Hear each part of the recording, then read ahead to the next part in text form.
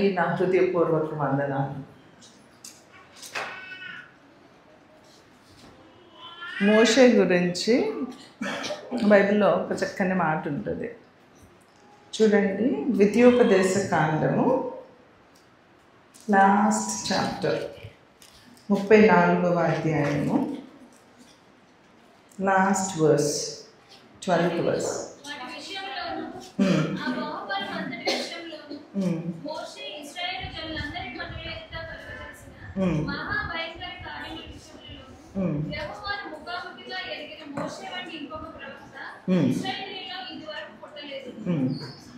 ఇక్కడ మనం చూసినట్లయితే మోషే యెహోవాను ముఖాముఖిగా ఎరిగిన వాడుగా ఉన్నాడు. అట్లానే ఇలాంటి ప్రవక్త ఇశ్రాయేలీలలో ఇది వరకు పుట్టలేదు. అంటే ఎంత గ్రేట్ థింగ్స్ చేశాడు. అట్లానే ఇక అలాంటి ప్రవక్త ఇశ్రాయేలీల్లో అప్పటికి ఎప్పుడు పుట్టలేదు. చాలా శ్రేష్ఠుడిగా అనుకున్నాడు. మరి ఎంత శ్రేష్ఠుడైనటువంటి ఈ మోషే కానానులో ఎందుకు ప్రవేశించలేకపోయాడు? ఇంతమందిని నడిపించిన మోషే తను నడిపించిన వారు కానాను వెళ్ళారు. ఎన్ని మారులు వారు శోధించిన వారుగా ఉన్నారు, మాట వినని వారుగా ఉన్నారు, గొణిగిన వారుగా ఉన్నారు, సనిగిన వారుగా ఉన్నారు కదా. ఇలాంటి భయంకరమైనటువంటి పరిస్థితుల్లో ఉన్న ప్రజలైతే కానానులో ప్రవేశించడానికి గాడ్ ఛాన్స్ ఇచ్చారు. మరీ మూర్ఖులైన వారు ఆ ప్రయాణం అంతటిలో 40 సంవత్సరాల ప్రయాణములో అనేక మంది హతమైపోయిన వారుగా ఉన్నారు. కానీ ఉన్నవారు కూడా ఏమి మోషే కంటే శ్రేష్ఠులేమీ కాదు, భక్తులేమీ కాదు. అయినప్పటికీ వాళ్ళందరినీ కానానులో ప్రవేశింపచేశారు. మరి ఈ మోషే దూరము నుండి మాత్రమే చూస్తావు, దానిలో ప్రవేశించము అని ఎందుకు చెప్పారు? చెప్పండి, మీరు చెప్పండి.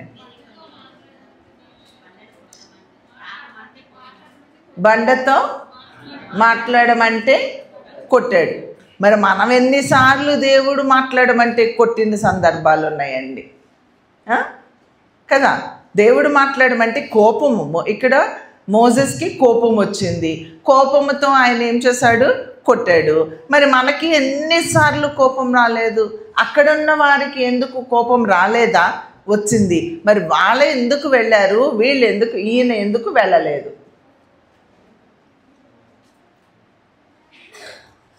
చెప్పాలి. What is the reason? ఏమనుకుంటున్నారు అమ్మా? అదే దేవుడు చెప్పింది చేయలేదు. ప్రజలు కూడా దేవుడు చెప్పింది, మోషే చెప్పింది చేయలేదు కదా. మరి వాళ్ళను కూడా ఎంటర్ చేయకుండా ఉండొచ్చు కదా. ఇక్కడ ఈయన్నే ఎందుకు ఎంటర్ చేయలేదు అనేది నా ప్రశ్న. వాళ్ళకి తెలుసు కదా, మోషే చెప్తూనే ఉన్నాడు కదా. దేవుడు మోషేకి చెప్పిందంతా మోషే వాళ్ళకి కూడా చెప్తున్నాడు కదా. వాళ్ళకి తెలుసు. ఇప్పుడు మనకి తెలియదా? అన్నయ్యకి చెప్పినవి అన్నీ దేవుడు, మరి నాకు చెప్పినవి అన్నీ మేమిద్దరం మీతో చెప్తున్నాము. మీకు ఇంకా ఎక్కువ తెలుసు, మీరు వాక్యం చదువుతున్నారు. మనకి వాక్యం ద్వారా అన్నీ తెలుసు. అయినా తెలిసి తప్పులు చేస్తున్నామా, చేయట్లేదా? చేస్తూనే ఉన్నాము. అదే జరిగింది అక్కడ. But what is the difference అమ్మా? ఓకే, ఇంకా ఏమన్నా? Is not up to the mark. అదే అప్ టు ద మార్క్ కాదు, కానీ డిఫరెన్స్ ఏంటి అనేది. సరే, ఎనీవే. సో ఇక్కడ మనం చూసినట్లయితే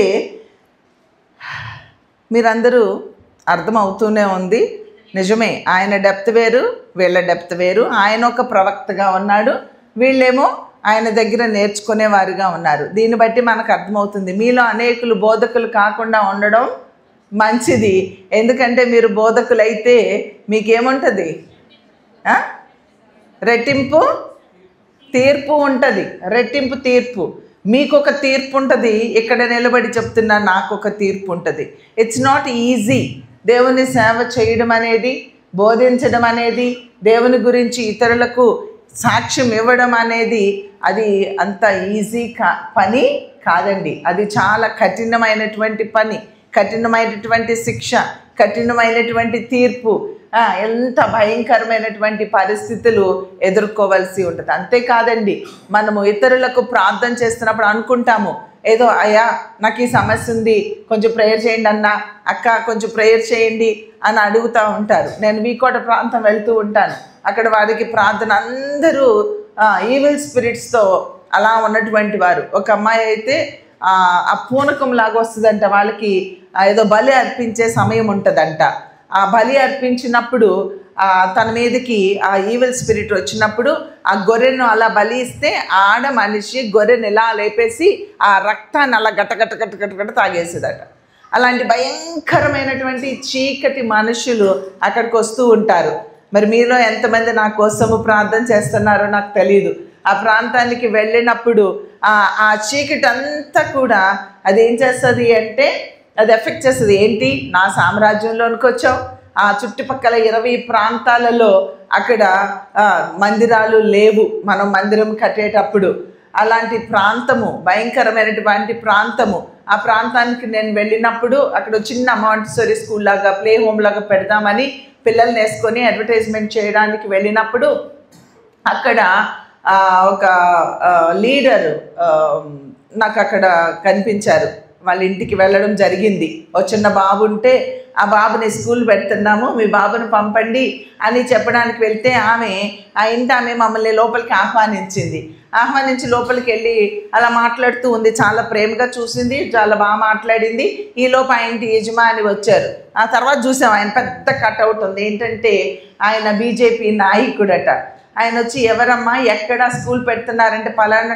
అయ్యో, నేనే అక్కడికి వద్దాం అనుకున్నాను. ఈ చుట్టుపక్కల క్రిస్టియన్ కమ్యూనిటీ అనేది లేదు, క్రిస్టియన్స్ అనేవాళ్ళు లేరు, క్రిస్టియన్ మందిరాన్ని మీరు ఎలా నిర్మించారు, మీరు మత మార్పిడి చేస్తున్నారు అని నేనే వద్దాం అనుకుంటున్నాను అని చెప్పి ఆయన మాట్లాడినప్పుడు ఆయనతో నేను చెప్పాను, నాన్న తమ్ముడు, మీ ఇంటికి వచ్చాము, మీ వైఫ్ ఎంత ప్రేమ చూపించిందంటే, ఎంత ప్రేమ చూపించిందో.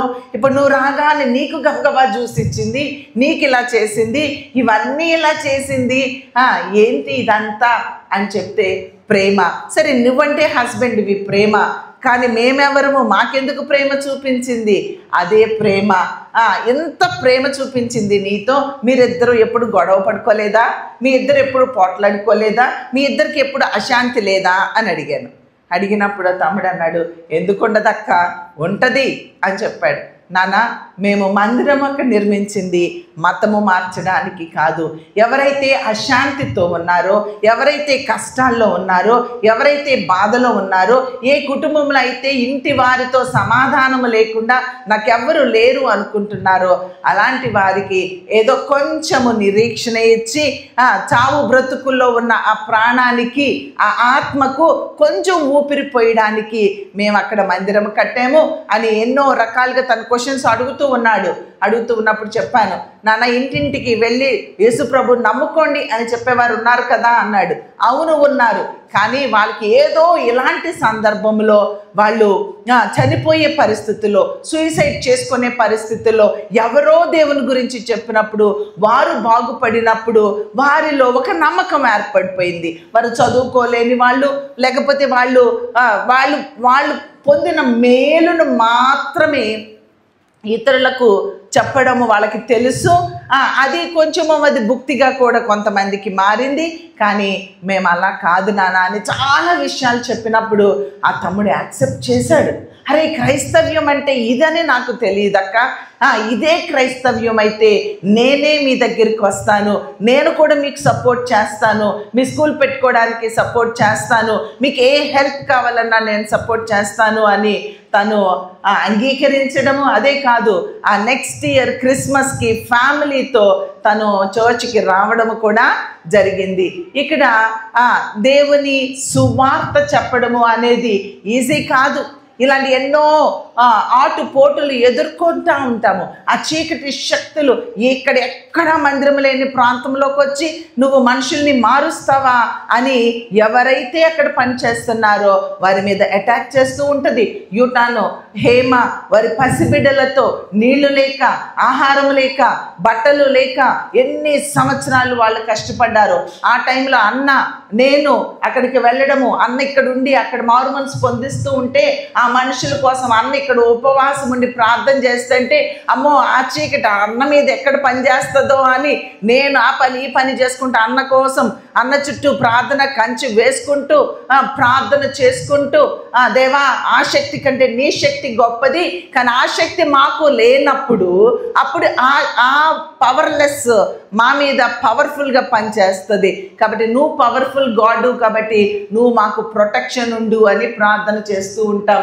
కాబట్టి ప్రవక్తలు అనేవారు చాలా గొప్పవారు.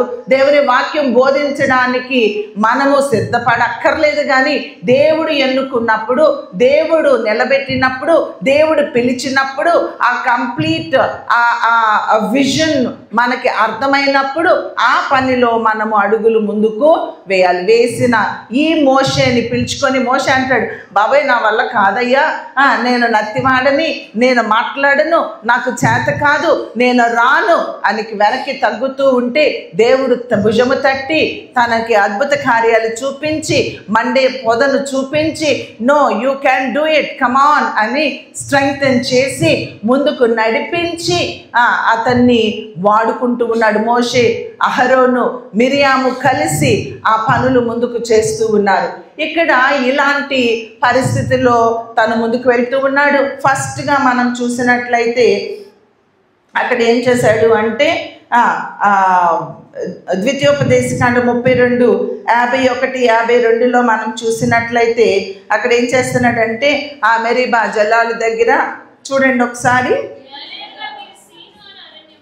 సీను అను అరణ్యములో కాదేశు మరీబా నేల యొద్ద ఇశ్రాయేలీయుల మధ్యను నన్ను పరిశుద్ధపరచక అమ్మా ఇశ్రాయేలీయుల మధ్యను నా మీద తిరుగుబాటు చేసి తిరిగి అక్కడ చెప్తూ ఉన్నాడు ఆ దేశాన్ని నువ్వు చూస్తావు కానీ అక్కడికి వెళ్ళలేదు. ఇక్కడ ఏం చెప్తూ ఉన్నాడంటే broke the faith of God. అక్కడ మాట్లాడమంటే ఏం చేశాడు, దేవుడు చెప్పిన మాట ఆయన మీద విశ్వాసము కోల్పోయిన వాడిగా ఉన్నాడు. అరే ఎంత విశ్వాసముతో ముందుకు నడిచినటువంటి మోసెస్ అక్కడికి వచ్చేటప్పటికి విశ్వాసము కోల్పోయిన వారుగా ఉన్నారు. అందుకే దేవుని వాక్యం చెప్తూ ఉంటుంది, నీవు నిలబడ్డాను అనుకుంటున్నావేమో జాగ్రత్త, ఎక్కడ పడిపోతావో అని జాగ్రత్తగా ఉండు. అందుకే తెలుగులో కూడా ఒక సామెత ఉంటుంది, ఏమని, కీడు నుంచి మేలెంచు. ఫస్ట్ నువ్వు ఎంచాల్సిందేంటి, కీడు. నేను నిలబడ్డాను అనుకోకు. క్రైస్తవ్యంలో ఏంటో తెలుసా, లాస్ట్ బ్రెత్ వరకు కూడా అపవాది మనల్ని ఎక్కడ పడేసేద్దామా అని చూస్తూ ఉంటుంది. వాడు ఎప్పుడైనా సరే ఎంత పవర్ఫుల్ ప్రీచర్ అయినా, ఎంత పవర్ఫుల్ భక్తుడైనా, ఎంత పరిశుద్ధుడైనా, ఎంత జాగ్రత్తగా కాపాడుకుంటూ బ్రతికినా ఏదో ఒక పాయింట్లో నువ్వెంత అతి పరిశుద్ధంగా బ్రతుకుతూ ఉంటావో, ఎంత రూపాంతరపరచబడిన స్థితిలోనికి వెళ్తూ ఉంటావో, ఎంత దేవునికి దగ్గరగా వెళ్ళిపోతూ ఉంటావో, అపవాది అంత పవర్ఫుల్గా నిన్ను వెనకలాగడానికి వాడు ప్రయత్నం చేస్తూ ఉంటాడు. ఆ ప్రయత్నానికి నీకు ఎంత ప్రార్థన కావాలో తెలుసా. భూషణం తాత గారు, దానేలయ్య గారు వాళ్ళు అదేంటి సముద్ర తీరాలకి వెళ్ళి, భూషణం గారు వాళ్ళు కొండ ప్రాంతానికి వెళ్ళి ఆ యొక్క కొండల్లోనికి వెళ్ళిపోయి గంటలు భూషణం తాతగారు మామగారు వారు వైజాగ్లో జాబ్స్ చేస్తూ ఉంటే ఆ జాబ్స్ని వదిలేసి దేవుణ్ణి కనుగొనడానికి, దేవుని పవర్ని కనుగొనడానికి, ఆ పవర్ వాళ్ళలో నిలుపుకోవడానికి ఉద్యోగాలు వదిలిపెట్టి 4 పిల్లల్ని వేసుకొని పావలా అద్దె కట్టలేక ఇంట్లో నుంచి బయటకు వచ్చేసి ఎవరో చావిట్లో బ్రతుకుతూ ఎలాంటి దీన స్థితిలో ఉంటూ దేవుణ్ణి గట్టిగా పట్టుకున్నటువంటి ఆ కుటుంబము దేవుని కోసము ఎలాగా వారు అడుగులు ముందుకు వేసిన వారుగా మనకి కనబడుతూ ఉన్నారు. అలా అడుగులు ముందుకు వేసి దేవుణ్ణి గట్టిగా పట్టుకొని గంటలు గంటలు దినములు ఆహారము లేక బట్టలు లేక ప్రభు సన్నిధిలో మోకరించి ప్రార్థించినటువంటి అనుభవాలతో వారు బోధ చేస్తే ఈరోజు మన బోధ ఎలా ఉంటుంది? ఈరోజు మన ప్రార్థన ఎలా ఉంటుంది? మన ఆత్మీయత ఎలా ఉంటుంది? మన హృదయ స్థితి ఎలా ఉంటుంది? మన యొక్క పరిస్థితులు ఎలా ఉంటున్నాయి? అంతరంగంలో జయము కలిగిన వ్యక్తులుగా ఉన్నారా? హృదయాంతరంగాలలో నీవు జయ జీవితము కలిగిన వ్యక్తిగా ఉన్నావా? నేను జయ జీవితము కలిగిన వ్యక్తిగా ఉన్నానా? నా హృదయాంతరంగాలలో నేను బోధించే విషయాలలో దేవునితో నాకున్న అనుబంధము ఆయన వాక్యానికి సరిపోల్చినప్పుడు, నేను భక్తి లేనప్పుడు, నేను అలాంటి మనస్సాక్షిని కాపాడుకున్నప్పుడు అందరు బోధకల్లాగా బోధిస్తూ వెళ్ళిపోతే నా బ్రతుకు కూడా మోషే బ్రతుకు అయినట్లు అయిపోతుందేమో. ఇట్స్ నాట్ ఈజీ అండి, ఇట్స్ నాట్ ఈజీ. దేవుడు మనతో మాట్లాడుతూ ఉన్నాడు. మన హృదయాంతరంగాలలో జయము కలిగిన వారుగా మనము ఉండాలి. అపజయములతో మనం ఉండకూడదు. ఎంతకాలము వాక్యం వింటాము, ఎంతకాలము మనము మరుగుజ్జు తనములో ఉంటాము, ఎంతకాలము గుంటలో నీళ్ళలాగా ఉంటాము, ఎంతకాలము ఆత్మీయత లేని వారుగా ఉంటాము. అలాంటి వారుగా ఉంటే మన ఆత్మీయత ఎప్పటికీ అభివృద్ధి చెందదు. ఒక బోన్సాయి మొక్కలాగా అయిపోతున్నాం. అపవాది మన యొక్క ఆ గ్రోత్, ఆ పెరిగే ఆ మెయిన్ రూట్ని కట్ చేసేస్తే యు ఆర్ బోన్సాయి, అంతే, నువ్వు మరుగుజ్జు అయిపోతావు. ఒక్కసారి అది కట్ చేసిన తర్వాత అది నెవర్ గ్రో హై, అది హైట్ అనేది వెళ్ళదు. బోన్సాయి ప్లాంట్ ఇలా విస్తరిస్తుంది. ఈ దినాలలో మందిరాలు విస్తరిస్తూ ఉన్నాయి.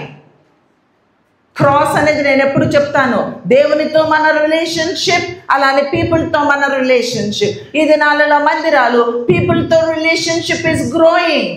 బోన్సాయి మొక్కలాగా అడ్డంగా పెరుగుతున్నాం. లక్షలు వస్తున్నారు మందిరానికి, లేకపోతే వేల కొలది వస్తున్నారు, వందల కొలది వస్తున్నారు.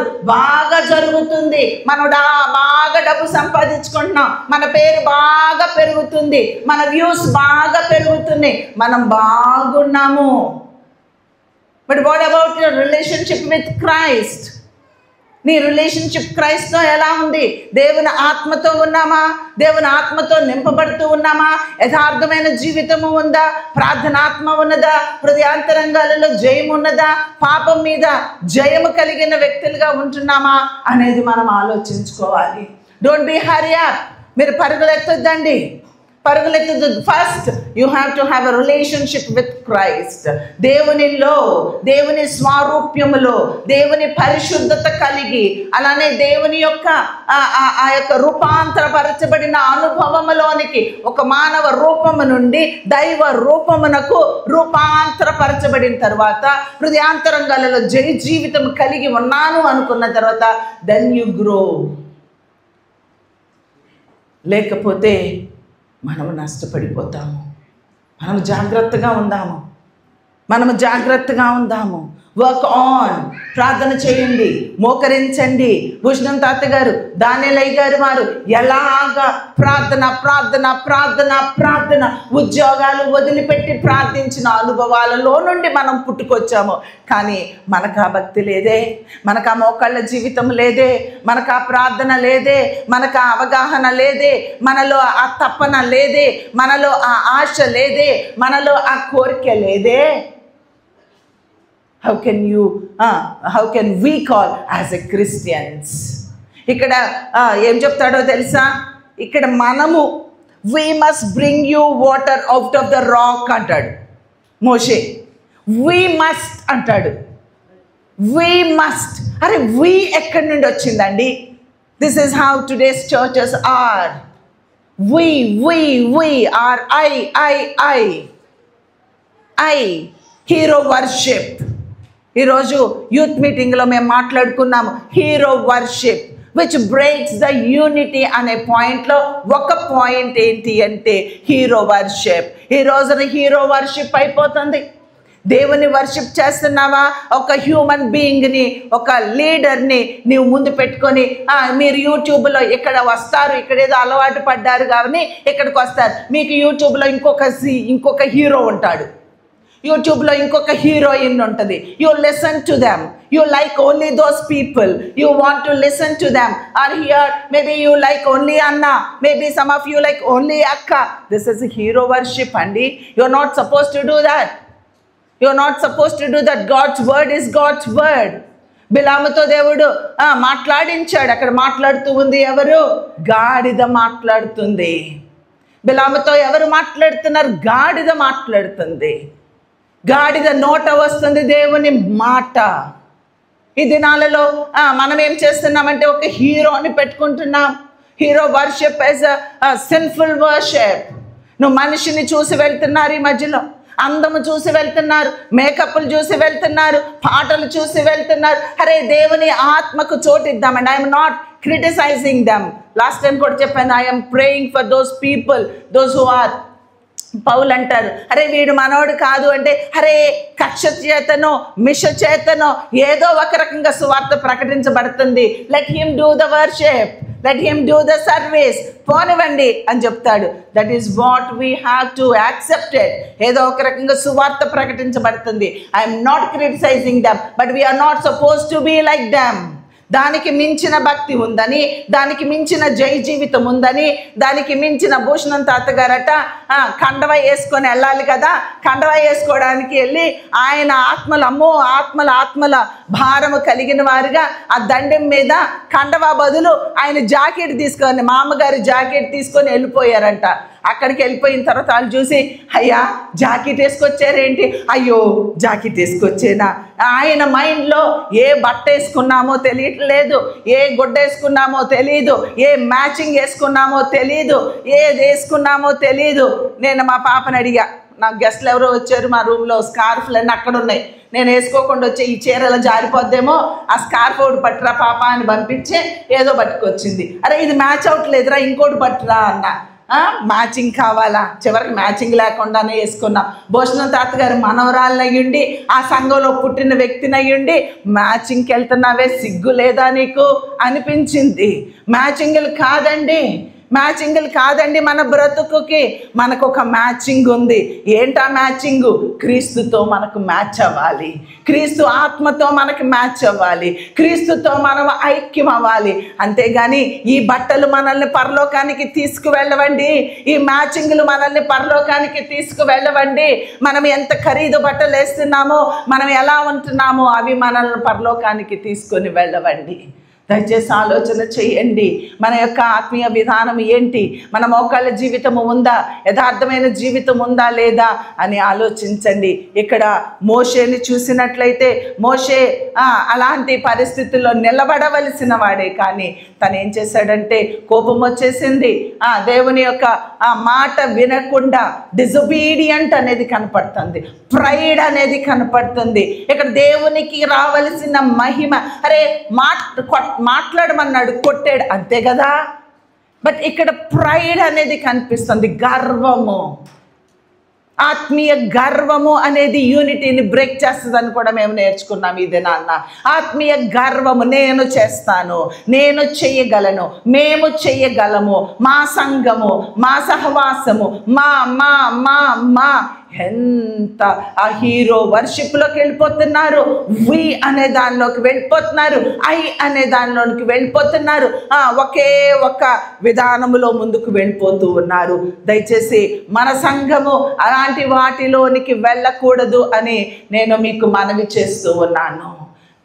మనము దేవునికి మాత్రమే మహిమ చెల్లించే వారులాగా ఉండాలి, మోకాళ్ళ జీవితము కలిగిన వారులాగా ఉండాలి, యథార్థమైన జీవితము కలిగిన వారులాగా ఉండాలి. ఈ విషయాన్ని మీరు ఆలోచన చేయండి. కాబట్టి మోషే ఏం చేశాడంటే క్రెడిట్ అంతా తన్నే తీసేసుకున్నట్లుగా మనకి కనబడుతూ ఉంది.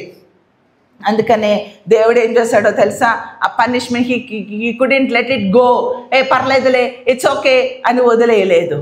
He given a punishment. ఇందా చదివాం కదా ద్వితీయోపదేశకాండం 32లో, అరే నువ్వు దూరంగా ఉండి చూస్తావురా బాబు, నువ్వు దగ్గరికి వెళ్ళడానికి నీకు అవకాశం లేదు అని చెప్పి ఆ అవకాశాన్ని కట్ చేసేసాడు. ఇక్కడ ఫస్ట్ ఏమో ఆ రాక్ని కొట్టమన్నాడా లేదా? కొట్టాడు. మనం ఏం చేస్తామో తెలుసా? ఒక ప్యాటర్న్ ఏర్పడితే ఆ ప్యాటర్న్ ప్రకారం వెళ్ళిపోతాం. ఇక వేరే ప్యాటర్న్ మనకు అనవసరం. దేవుని ఆరాధించడం అంటే ఇదే ప్యాటర్న్. నీళ్ళు రావాలంటే రాయిని కొట్టమన్నాడుగా దేవుడు, ఈసారి కూడా కొట్టేస్తాను. అరే no, you are not suppose to follow the pattern. Every minute, every second, every situation, every step you have to depend on God. ప్యాటర్న్కి అలవాటు పడొద్దండి. ఆ ప్యాటర్న్కి అలవాటు పడి కొట్టమన్నాడు, రెండోసారి నీళ్లు లేవు, కొట్టేద్దాం. అప్పుడు చెప్పాడుగా దేవుడు, అప్పుడు దేవుడే డైరెక్ట్గా చెప్పాడు. ఇప్పుడు కూడా దేవుడిని అడగక్కర్లా, నేనే చేసేస్తాను. అదే ప్రైడ్ అంటే. ప్రతిసారి దేవుని మీద ఆధారపడాలండి.